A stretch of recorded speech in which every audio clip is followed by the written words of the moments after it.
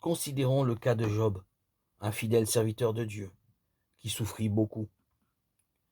Il déclara dans une prière adressée à Dieu, « Qui me donnera que vous me protégiez dans l'enfer, le séjour des morts, et que vous me cachiez jusqu'à ce que votre fureur soit passée, et que vous me marquiez un temps où vous vous souviendrez de moi. » Job 14, 13.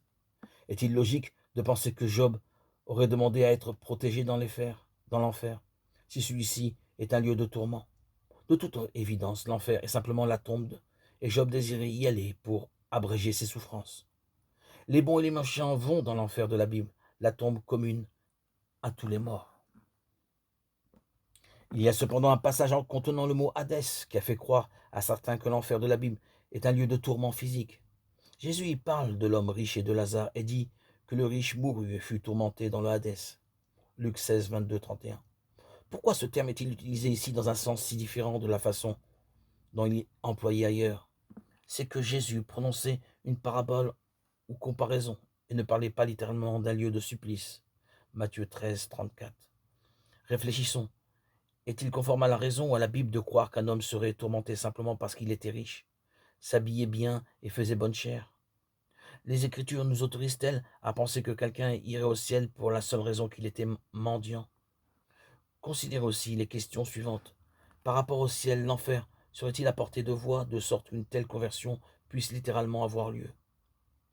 En outre, si le riche était réellement dans les flammes éternelles, Abraham pourrait-il lui rafraîchir la langue en lui envoyant Lazare avec simplement une goutte d'eau sur le bout du doigt?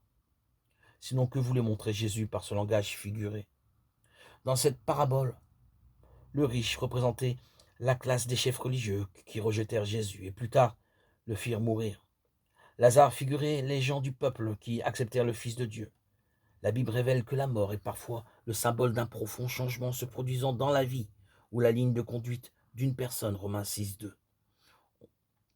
Un décès ou changement de condition se produisit lorsque Jésus nourrit spirituellement les membres de la classe de Lazare, qui se concilièrent la faveur du grand Abraham.